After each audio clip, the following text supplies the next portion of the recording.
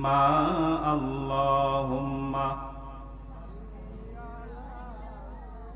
درود شريف পড়েন সবাই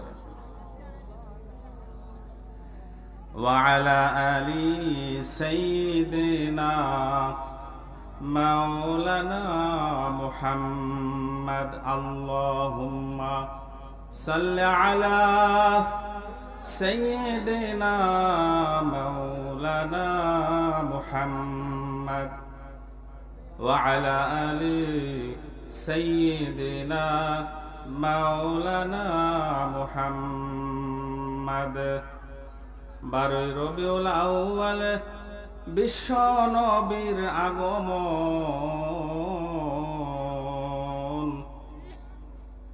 যার শুভাগমনে ধন্য হলো ত্রিভুবন আল্লাহুম্মা সাল্লি আলা সাইয়্যিদিনা মাওলানা মুহাম্মদ وعلى آل سيدنا مولانا محمد بلغ العلا بكماله كشف الدجى بجماله حسنت جميع خصاله صلوا عليه وآله لا إله إلا الله لا إله إلا الله لا إله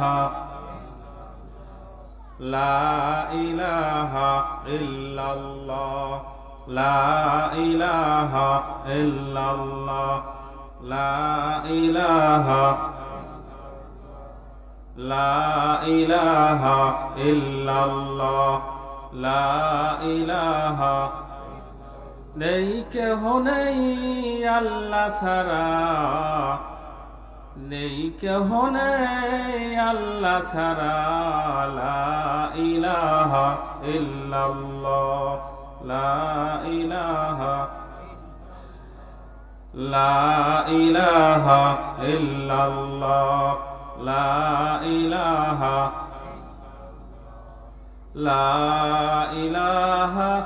ইল্লাল্লাহ মুহাম্মাদুর রাসূলুল্লাহ। আল্লাহ রাব্বুল আমিন 5টা বিষয়ের পরীক্ষা গ্রহণ করবে দুনিয়াতে থাকতে। কয়টা? 5টা।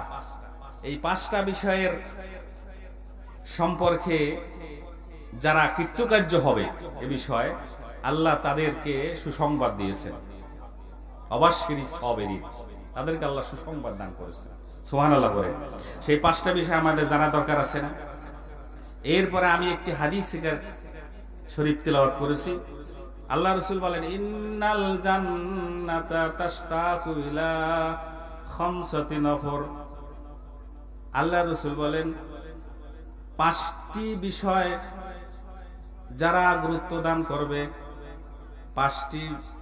5 শ্রেণীর লোকের জন্য আল্লাহ রাব্বুল আলামিনের জান্নাত অপেক্ষা করতেছে, আসক্ত হয়ে আছে যে ওই লোকগুলা কখন আমি জান্নাত আমার মধ্যে আসবে। বলেন সুবহানাল্লাহ। সেই 5টি বিষয় জানার দরকার আছে না নাই? এবং যে 5টি বিষয়ের পরীক্ষা আল্লাহ রাব্বুল আলামিন আপনাকে আমাকে নিবে, এই 5টি বিষয়ের গুরুত্ব সম্পর্কে জানার দরকার আছে না নাই? অবশ্যই আছে আমাদের। এজন্য আমরা যারা এখনো এদিক সেদিক ঘোরাফেরা করছি, এত সুন্দর আয়োজন, মেহেরবানি করে আমরা মাহফিলে এসে বসে পড়ি এবং মাহফিলের সৌন্দর্য রক্ষা করি, মাহফিলের যে বরকত এইটার জন্য আল্লাহ আমাদেরকে নসিব করে। সবাই বলে আমিন। জান্নাতের বাগান বলছে হাদিস শরীফে, এটা তোমরা যখন জান্নাতের বাগানে যাও তখন ফল সংগ্রহ করিও। সাহাবায়ে আজমাইন জিজ্ঞেস করলেন, ইয়া রাসূলুল্লাহ, জান্নাতের বাগান তো আমরা জানি আখিরাতে মৃত্যুর পরে যে হিসাব নিকাশে পরে জান্নাত, কিন্তু দুনিয়াতে জান্নাতের বাগান কোনটা? আল্লাহ রাসূল বলেন যেখানে কোরআন এবং হাদিসের আলোচনা হয় সেই স্থানটাই জান্নাতের বাগান। জোরে বলেন সুবহানাল্লাহ। বলেন সুবহানাল্লাহ। এজন্য ভাইরা, দুনিয়ার জমিনের মধ্যে সৌন্দর্য কত বর্ধন, সৌন্দর্যের কত জায়গা আছে, কত কিছু আছে আমরা জানি। কত সুন্দর পার্ক আছে, কত ভালো ভালো 5 স্টার হোটেল আছে। মানুষ সেখানে সুখ ভোগ করে, মানুষ সেখানে গিয়ে মনের তৃপ্তি নিবারণ করে। কিন্তু আল্লাহ রব্বুল আলামিন তার হাবিবের মধ্যে জানাই দিয়েছেন, দুনিয়ার সমস্ত দুনিয়ার জমিনের মধ্যে যত ভালো ভালো উন্নত জায়গাগুলো আমরা দেখি, ওই জায়গা সম্পর্কে এত বড় সুসংবাদ আল্লাহ রসুল এবং আল্লাহ দান করে নাই, ঘোষণা দেয় নাই। কোন সুসংবাদ?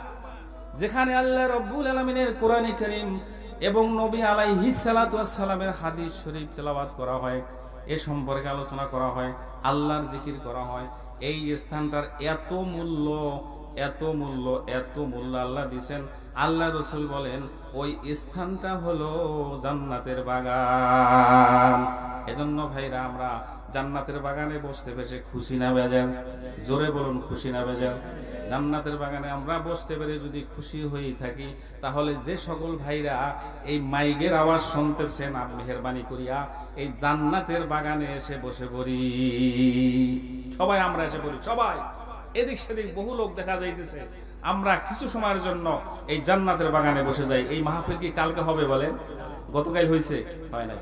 এরকম একটা সুন্দর জায়গা, এই জায়গাটা একসময় মরুভূমির মতো ছিল, নদী ছিল। আল্লাহ রাব্বুল আলামিন এটা আমাদের জন্য জাগিয়ে দিছে কোরআনের আওয়াজ শোনানোর জন্য। সবাই বলেন সুবহানাল্লাহ। কোরআনের আওয়াজ শোনানোর জন্য। এবং যারা এই আয়োজন করলেন, আমরা তাদের জন্য দোয়া করব, আল্লাহ যেন এই মজমা কিয়ামত পর্যন্ত কায়েম রাখে। সবাই বলে আমিন। 5টি বিষয়ের কথা বলছি। 1 নম্বরে হলে ওয়ালানাবলুওয়ান্নাকুম বিশাইইম মিনাল খাউফ। আল্লাহ রাব্বুল আলামিন মানুষকে পরীক্ষা করবে ভয় দ্বারা। ভয় এমন একটা জিনিস, মানুষ যদি ভয় পায় তাহলে সেই কাজ আর করতে চায় না। মানুষ যদি জানে যে কারেন্টের শক্কর ওইখানে কিন্তু যায় না। এই ভয় আবার 2 কিসিমের আছে। যেমন উস্তাদ ভয় করে ছাত্রকে, সে কি এই ভয়ের কারণে সে কি ওইটার উস্তাদের কাছে আসে না উস্তাদ থেকে দূরে যায়? বলুন, উস্তাদের কাছে আসে, শিক্ষকের কাছে আসে। আর এক ভয় হইল হিংস্র জানোয়ার থেকে মানুষ ভয় পায়, ওইটাও ভয়। তা হিংস্র জানোয়ার দেখলে কি ভয়ে কাছে আসে না দূরে যায়? মানুষ দূরে যায়। তাহলে ভয় একটাই, কিন্তু একটার অর্থ হলো কাছে আসে, আর একটা অর্থ হয়েছে দূরে সরে যায়। তা আল্লাহ রাব্বুল আলামিন এখানে ভয়ের কথা বলেছেন, তাফসীরে অনেক লিখেছে, আমি সংক্ষেপে আলোচনা করতেছি। এই ভয়টা আমরা কিভাবে করব? ভয় দ্বারা আল্লাহ পরীক্ষা করবে। কি ভয় দ্বারা পরীক্ষা করবে? ইমানের উপর যদি আঘাত আসে, ইমানের উপর যদি আঘাত আসে, যদি হুমকি আসে, তাহলে ভয় করা যাবে না। এখানে আল্লাহ পরীক্ষা করবে তোমার মধ্যে আল্লাহর ভয় আছে কিনা। বলেন সুবহানাল্লাহ। আল্লাহর ভয় আছে কিনা তোমার মধ্যে? ইমানের উপর যদি আঘাত আসে, তাহলে একমাত্র ভয় করতে হবে কাকে? বলেন আল্লাহ রাব্বুল আলামিনকে ভয়। এই ভয় দ্বারা আল্লাহ মানে পরীক্ষা করবে। 2 নাম্বার হলো খাউফি ওয়াল জু'i। আল্লাহ রাব্বুল আলামিন বলেন ক্ষুধা দ্বারা আমি পরীক্ষা করব। ক্ষুধা যখন মানুষের আসে, তখন মানুষের কিন্তু ঈমান থাকে না। মানুষ চুরি ডাকাতি এবং অন্যান্য বিষয়গুলোর প্রতি আসক্ত হয়ে যায়। কিন্তু যার মধ্যে আল্লাহর ভয় আছে, তার মধ্যে কিন্তু যত ক্ষুধা যন্ত্রণা আসুক না কেন, একমাত্র ভয় থাকবে কার? জোরে বলুন। ওয়াল খাউফি ওয়াল জু'i মানে পর আসছে ওয়ানাকসিম মিনাল আমওয়াল। নোকসান, আমওয়াল মাল দ্বারা, মালের বহু বচন হয়েছে আমওয়াল, সম্পদ দ্বারা আল্লাহ পরীক্ষা করবে। মানুষের সম্পদ যখন চলে যায়, মানুষের অনেক সময় ঈমান হারিয়ে যায়। অনেকে বলে মাল যায় যার, ঈমান যায় তার। আপনারা বলুন সম্পদ দেওয়ার মালিক কে? বলুন, জোরে বলুন কে? সম্পদ নেওয়ার মালিক কে? আহা সুবহানাল্লাহ। আমাদের চোখের সামনে আমরা গল্প সাহিত্য না, উপন্যাস না, কবিতা না, বাস্তবতা। যারা এক সময় হাজার হাজার কোটি টাকার মালিক ছিল, তারা আজকে দেশেও নাই। ঠিক কিনা বলেন? তারা দেশেও নাই। কোটি কোটি টাকা ফালাই দিয়া নিজের জানকে বাঁচানোর জন্য এমনকি সন্তানাদি পরিবার ছাড়িয়া দেশ ত্যাগ করছে। এই মালের কোনো সম্পদ, এই সম্পদের কোনো মূল্য নাই। আল্লাহ এই সম্পদ দ্বারা পরীক্ষা করবে, আমি তোমাকে মাল দান করেছি, তুমি কোন কোন খাদে ব্যয় করেছো। কোরআনের আয়াতের অর্থ বলতেছি কিন্তু। ওয়াল আনফুসি এবং নফস জান, জীবন দিয়া আল্লাহ পরীক্ষা করবে। নফস দিয়া, জীবন নিয়া পরীক্ষা করবে। এই জীবনের মূল্য অনেক আমাদের কাছে, কিন্তু আল্লাহ রব্বুল আলামিন যদি হুকুম করে যে আমার জন্য এই জীবন দিতে হবে, এটা কি আমরা প্রস্তুত আছি না নাই? প্রস্তুত থাকতে হবে কি হবে না? কেমন প্রস্তুত থাকতে হবে? আমার যদি মৃত্যু এসেও যায় তা আমি আল্লাহর হুকুমে আমার জান দেওয়ার জন্য প্রস্তুত আছি। বলেন সুবহানাল্লাহ। আহা, আমি কোরআনে কারিমের আরেকটি আয়াত তেলাওয়াত করেছি, সুবহানাল্লাযী আসরা বিআবদিহি লাইলাম মিনাল মাসজিদিল হারাম ইলাল মাসজিদিল আকসাল্লাযী বারাকনা হাওলাহু লিনুরিয়াহু মিন আয়াতিনা ইন্নাহু হুয়াস সামিউল বাসীর। সূরা বনী ইসরাঈল থেকে মেরাজের ঘটনা, মেরাজ সম্পর্কে কোরআনে কারিমের মধ্যে আয়াত দ্বারা শুরু হয়েছে। আল্লাহ রাসূল সাল্লাল্লাহু আলাইহি ওয়াসাল্লাম, আমাদের নবী পয়গম্বর নবী মুহাম্মদুর রাসূলুল্লাহ সাল্লাল্লাহু আলাইহি ওয়াসাল্লামকে আল্লাহ রাব্বুল আলামিন এই জমিন থেকে উর্দু আকাশে নিয়ে তার সাথে সাক্ষাতে গেছিলেন। আমরা এই ঘটনা জানি না? কোরআনে কারিমের মধ্যে আল্লাহ বলতেছে, জিবরাইল আলাইহিস সালাম যখন আপনার আমার নবীকে বুরাকে চড়াইয়া বাইতুল্লাহ শরীফ থেকে, মক্কা থেকে যখন বাইতুল মুকাদ্দাস জেরুজালেম, ইসরায়েল যেখানে যেই জেরুজালেম নিয়ে যুদ্ধ চলতেছে, ওইখানে বাইতুল আকসা মসজিদে নিয়ে গেলেন রাতের আধারে। এই পথের মধ্যে যাইতেছেন। আল্লাহ রাব্বুল আলামিন আল্লাহ রসুলকে 27 বছর কাটিয়েছিলেন রাতের কিছু অংশের মধ্যে। আশ্রা ব্যবহার করছে। রাতের কিছু অংশের মধ্যে আল্লাহ 27 বছর কাটাইয়েছিলেন তাকে। আপনারা বলেন আল্লাহ রাব্বুল আলামিন পারে কি পারে না? এটা কিন্তু এই ঘটনা আমাদের কম বেশি জানা আছে। এই ওয়াজ আমি আল্লাহ রাব্বুল আলামিনের যে 5টি বিষয়ের পরীক্ষা নেবেন, এই বিষয় সম্পর্কে আলোচনা করতে গিয়ে এই বিষয়টা আসছে, মেরাজের ঘটনা আসছে। আল্লাহ পারে না এমন কোন বিষয়, মানুষ যেখানে অপারক শেষ করে দেয়, আল্লাহর সেখানে শুরু। বলেন সুবহানাল্লাহ। মানুষ যেখানে অপারক শেষ, আল্লাহর সেখানে শুরু। সুবহানাল্লাহ বলবেন। আল্লাহ বলেন, হাল আতা আলাল ইনসান হিনুম মিনাদ দাহর লাম ইয়াকুন শাইআম মাযকুরা। সুবহানাল্লাহ। ও বান্দা, তোমার এমন একটা সময় তোমার জীবনে ছিল, তোমাকে কেউ চিনতো না, জানতো না, তোমার কোনো পরিচয় ছিল না, তোমার কোনো নাম ছিল না, কোনো চেহারা ছিল না। এরকম একটা অবস্থা থেকে আমি আল্লাহ রব্বুল আলামিন তোমাকে চেহারা দান করলাম, তোমার একটা পরিচয় দান করলাম। ঠিক কিনা জোরে বলুন। তোমার নাম আব্দুর রহমান হলো, তোমার নাম আব্দুল জলিল হলো। তোমার জীবনে এমন একটা সময় কিন্তু ছিল না। আপনারা বলেন 100 বছর আগে আমাদের এমন একটা চেহারা কারো ছিল না। কেউ আপনার চিন্তা না যে এই দুনিয়াতে আসবে। আল্লাহ বুঝাইতে চাইছেন, আমি আল্লাহ রব্বুল আলামিন তোমার পরিচয়হীন, নামহীন, চেহারাহীন, তোমার এরকম একটা অবস্থা থেকে আমি আল্লাহ তোমাকে দুনিয়ার মধ্যে এত বড় শান শওকত, এত বড় পরিচয় দান করতে পারলাম। কেউ মন্ত্রী মিনিস্টার, কেউ সমাজের প্রতিপত্তি, এত বড় পরিচয় আমি দান করলাম। আবার যখন তুমি মাটির সাথে মিশে যাবে বান্দা, আমি আবার তোমাকে এই পরিচয়হীন এবং মাটির সাথে মিশে যাবা, আমি তোমাকে ওই মাটি থেকে আবার উঠাইতে পারবো কি পারবো না? আল্লাহ বলেন, মিনহা খালাকনাকুম ওয়া ফিহা নুঈদুকুম ওয়া মিনহা নুখরিজুকুম তারাতান উখরা। বান্দা, আমি তোমাকে মাটি দ্বারা সৃষ্টি করছি, আবার এই মাটির সাথে তুমি মিশে যাবা। আমি আল্লাহ এই মাটি থেকে আমি আবার তোমাকে উঠাবো। পারবে কি পারবে না বলেন? আল্লাহ যা কোরআনে বলছেন, চুল পরিমাণ এর মধ্যে সন্দেহ আসেনি? বলেন, যদি চুল পরিমাণ সন্দেহ থাকে, কারো ঈমান থাকবে না। ঈমান থাকবে?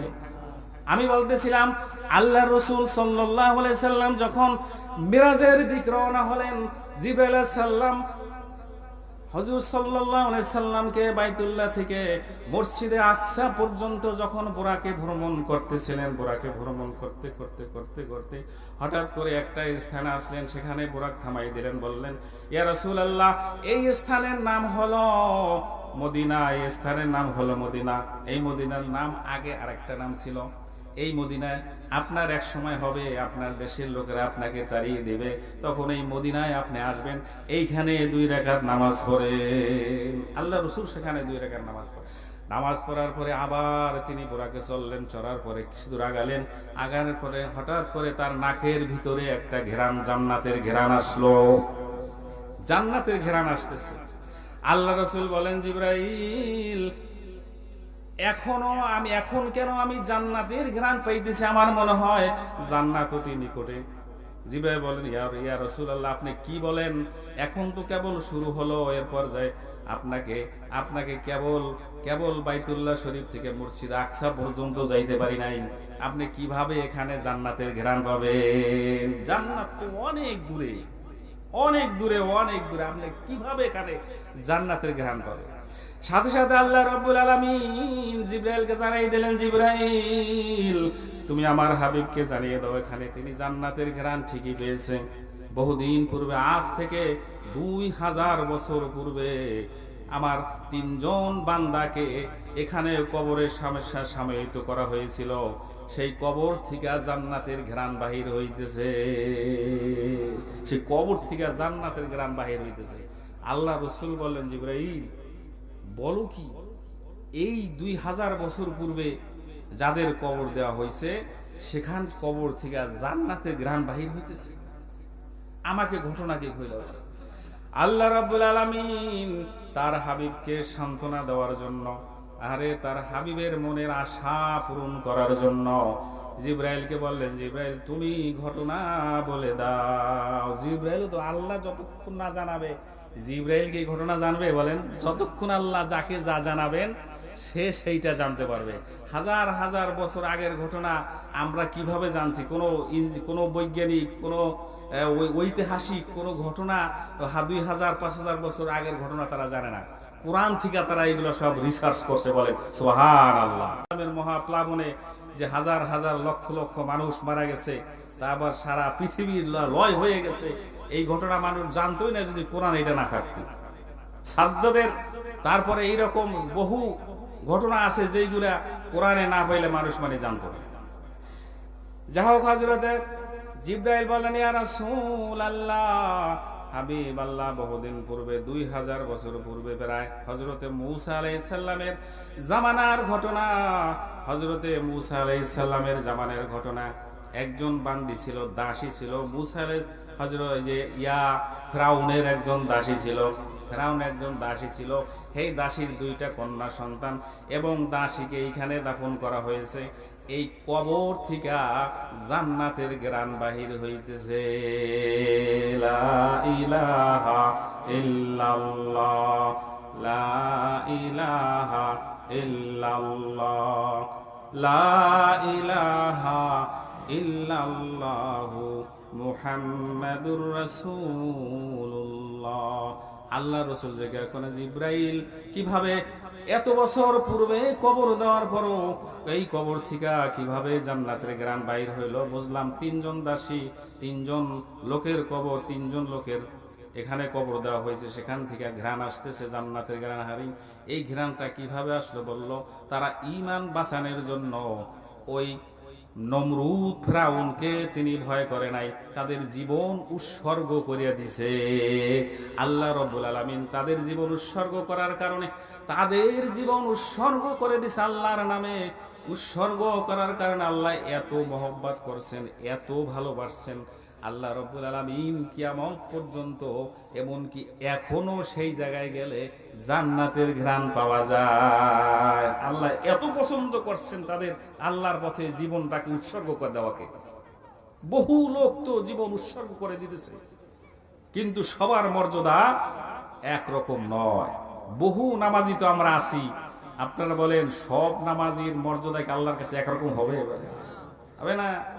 বহু ইমানদার আমরা আছি, বহু দাতা আমরা আছি, বহু লোক আমরা আছি, আল্লাহর কাছে এক একজনের মর্যাদা এক এক রকমের হবে।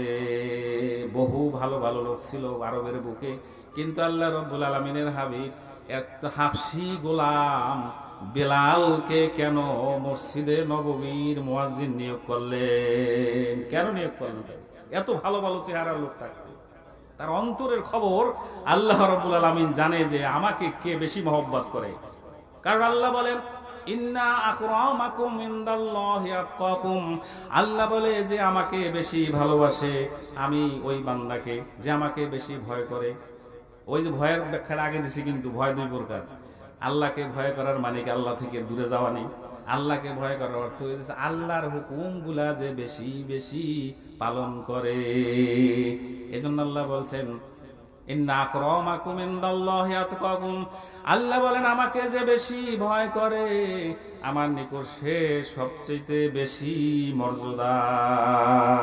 এই মর্যাদা একজন ভ্যান চালক, রিক্সা চালক হতে পারে, এই মর্যাদা একজন কুলি মজুর হতে পারে, এই মর্যাদা একজন গরিব লোক হতে পারে। আল্লাহ বলেছেন আমি তাকে, আমার কাছে তিনি বেশি মর্যাদার। এই জন্য একজন দাসী ছিলেন, বিরাট ঘটনা। আমি ঘটনা এই জন্য উল্লেখ করলাম ভাই, এই দাসী তার ঈমানটাকে তার জানটাকে আল্লাহর রাস্তায় কেমনে কবুল করে দিয়েছেন। আমি সংক্ষেপে বলতেছি, অত সংক্ষেপে, এর নিচে আর সংক্ষেপে হয় না। দাসীকে যখন বলা হলো ফেরাউন কিন্তু নিজেকে খোদাই দাবি করেছে, ফেরাউন নিজে খোদাই দাবি করেছে, তার দেশের সমস্ত লোক তাকে খোদা বলতে হবে। কিন্তু ওই দাসী মূসার কাছে ঈমান গ্রহণ করে মুসলমান হয়ে যায়। এই কথা কেউ জানে না। ফেরাউনের ঘরের মধ্যে ঈমানদার লোক বাস করে, ফেরাউনের ঘরের মধ্যে তার স্ত্রী ঈমানদার, কিন্তু ফেরাউন জানে না। ফেরাউন যখন জানতে পারলো তার দাসী ঈমান গ্রহণ করেছে, তার সাথে সাথে সামনে আনলো মৃত্যুর সেল বাইক। আমাদের দেশে বলে ফাঁসির মঞ্চ। এই ফাঁসির মঞ্চ মৃত্যুর সেলে। ওই যুগে মৃত্যুর সেলগুলো ছিল আরো ভয়ানক, বেশি কঠিন। প্রথমে তারা জবাই করতো, একটা জীবন্ত মানুষকে জবাই করতো। এরপর জবাই করার পরে তেলের একটা আংড়া ছিল, একটা ড্যাগ ছিল, বড় ড্যাগ এইরকম মাঠের মতো। এই ড্যাগের মধ্যে তেল গরম করা হইতো। ওই তেলের মধ্যে মৃত্যু বা জীবন্ত লোকটাকে ছেড়ে দিত। ছেড়ে দেওয়ার পথে হাড্ডি থেকে সমস্ত মাংসগুলা বের হয়ে যেত, হাড্ডিগুলা বাহির করে মানুষের দেখাইতো। তার কারণ ভয় করানোর জন্য, জানি ওনার প্রতি সকলেই ঈমান আইন ওনাকে খোদা ভাবে। জোরে বলেন নাউজুবিল্লাহ। এইটা একটা ভয়। এই ভয় দেখাইয়া তার ঈমান নষ্ট করবে। আমাদের দেশে ঈমান নষ্ট করার এইরকম ব্যবস্থা আছে না নাই বলেন? অনেক আছে, কিন্তু আমরা 2000 টাকা 1000 টাকা একটা নোট রাস্তা দেখলে ঈমান থাকে কার কয়জন? একা দেখলে দেখা যাবে। আর যদি একটা বান্ডিল থাকে, আর যদি একটা সালার বস্তা থাকে যে এটা বড় 1000 টাকার নোট, সব এইটা দেখলেই তো ঈমান পরীক্ষা হয়ে যাবে। আর যদি জীবনের উপরে আসে, আল্লাহর কোরআনে এটা শিখাইছেন, ওয়ালা নাবলুওয়ান্নাকুম বিশাইইম মিনাল খাউফি ওয়াল জুই ওয়া নাকসিম মিনাল আমওয়াল ওয়াল আনফুসি ওয়াস সামারাত। এই বিষয়গুলোকে তোমার জীবনে আসবে পরীক্ষার জন্য। আমি যেগুলা বলতেছি এই বিষয়গুলা তোমার জীবনে পরীক্ষা আসবে। এই পরীক্ষায় যদি বান্দা তুমি সাকসেস হইতে পারো, ওয়াবাশশিরিস সাবিরিন, তাহলে তোমার জন্য সুসংবাদ তোমার জন্য। এবার ফেরাউনের দাসীকে বলল, দাসী আমি শুনতে পেলাম তোমার জবান থেকে এমন একজন মাওলার নাম আসছে, তুমি কি আমাকে মাওলা বলে গ্রহণ করো না? ফেরাউনের দাসী বলে, না না, আমি তোমাকে মাওলা বলে গ্রহণ করি না। ফেরাউনের দাসী জানে যে আমি যদি মানা করি আমাকে মাইরে ফেলাইবে, এটা সে জানে। এখানে কি একটা ভয়ের ব্যাপার আছে না নাই বলেন? কম না বেশি? এর চেয়ে আর ভয় আছে জীবনের থেকে? আর মায়া কি আছে কিছু মানুষের? আল্লাহ রাব্বুল আলামিনের সেই দাসী, ফেরাউনের দাসী, আল্লাহর বান্দি বলতেছে, ফেরাউন তুমি তোমার খোদাও, তোমারও একজন খোদা আছে। বলে, বলো কি? বলে, হ্যাঁ তোমারও একজন খোদা আছে, সেই খোদা আমার। মূসার একজন খোদা আছে, সেই খোদা আমার। আমি ওই খোদা ছাড়া তোমাকে খোদা মানি না। তোমার খাতে এত রাগ হয়ে গেল। একে তো দাসী, ছোট লোক। এরপর আমার মুখের উপরে এত বড় কথা, জল্লাদকে বলো একে আগে শাস্তি দাও, সাপ বিচ্ছু দিয়ে আঘাত করাও, তাতেও যদি সমাধান না হয়, সংক্ষেপে বলতেছি, তারপরে দুইটা বাচ্চা আছে, মায়ের সামনে সন্তানকে যদি জবাই করে, কোন মা স্থির থাকতে পারে বলো? কোন মা স্থির থাকতে পারে? ফেরাউনের দাসীর সামনে ছোট দুইটা সন্তান ছিল, একটা সন্তানকে জল্লাদরা তো এমনি জল্লাদ থাকে, তাদের নাম জল্লাদ হলো কেন আমরা জানি। জল্লাদ রে এবার ফেরাউনের ওই দাসীর কন্যাকে, ওই দাসীর বড় কন্যাকে এনে এভাবে চিৎ করে শোয়াইয়া চতুর্দিক দিয়া পেরাক মাইরে দিল, প্রথম হাতে পেরাক মাইরে দিল। ওই যুগের শাস্তি, এটা জঘন্য শাস্তি। পেরাক মারার পরে ওই সন্তানকে জবাই করে দিল, মায়ের সামনে জবাই করে দিল, হাজার হাজার মানুষকে দেখাইতে দৃশ্য। আর ফেরাউন জিজ্ঞাসা করে, ও দাসী, এবার বলো, দাসীর নাম ছিল মাসেতা বা মাসতা, ও মাসেতা, তুমি যদি এই মুহূর্তে বলো আমি ওই খোদা মানি না, আমাকে যদি খোদা মানো, তাহলে আমি তোমার এই সন্তানকে আর তোমাকে জবাই করব না। বলল এবার মাসেতা বলতেছে, ও ফেরাউন, তুমি শুনে নাও, আমি আমার এই মেয়ে কেন, আল্লাহ রাব্বুল আলামিন যদি আমাকে এরকম 100 সন্তানও দান করে, তাহলে একটা একটা করে যদি জবাই দাও, তাহলে আমি তোমাকে খোদা মানবো না, আমি তোমার খোদা মানবো না। আহারে সন্তান, মায়ের আপন কলিজার টুকরা ধন, যখন জবাই করে দিল, জবাই করে দেওয়ার পরে ওই রক্তের আওয়াজ থেকে শাহাদাতের একাত্মবাদ, আল্লাহর ওয়াহদানিয়াতের আওয়াজ আসলো, আশহাদু আল্লা ইলাহা ইল্লাল্লাহ, শাহাদাতের আওয়াজ আসতেছে। মায়ের কানে যখন ওইটা আওয়াজ আসছে, মা এবার সন্তুষ্ট হইয়া বলে আল্লাহু আকবার। এবার ছোট সন্তানের পালা। ছোট সন্তান মায়ের বুক থেকে ছিনাই নিতেছে, এক পর্যায়ে যাবে না, টান্দা হেঁচকা টান্দা যখন নিয়ে গেল, ওই সন্তানের জবান আল্লাহ খুলে দিল। ছোট বাচ্চার জবান, দুধের বাচ্চা। ইসলামের ইতিহাসে 4 জন ছোট দুধের সন্তানের জবান আল্লাহ খুলে দিয়েছিল, বলেন সুবহানাল্লাহ। তার মধ্যে একজন হযরত ইউসুফ আলাইহিস সালামের নাম শুনছি আমরা।